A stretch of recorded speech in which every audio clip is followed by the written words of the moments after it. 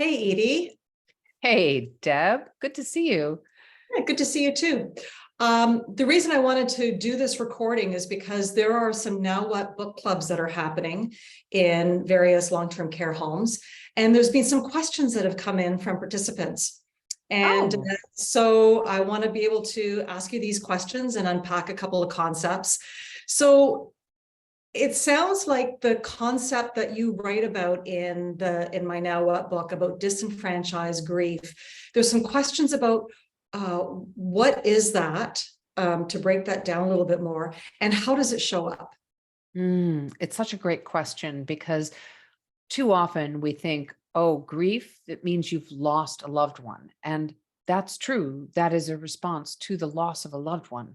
But what disenfranchised grief is about, and actually the person who created it is a guy by the name of Ken Doka.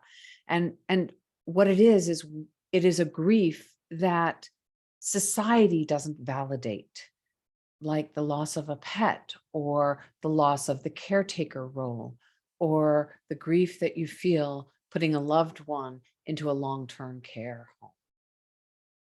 Okay, so in that situation where someone is needed to make the decision to put their parent or their spouse in long-term care, is it that are they feeling disenfranchised because other people can't recognize the grief, or are they also having a hard time wrapping their head around the grief that they're experiencing? Because Both. okay. Yeah, it's a yes and truly what we need to be doing is figuring out a way to introduce the idea that there is going to be grief and it's okay. And it's not because you've lost someone.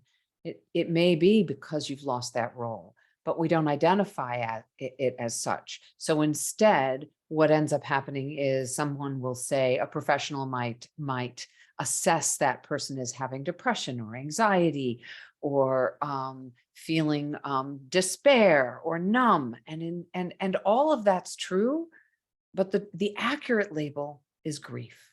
Mhm. So it's unrecognized by the perhaps frontline staff, and it's also goes unrecognized by the family and the resident as well. Mhm.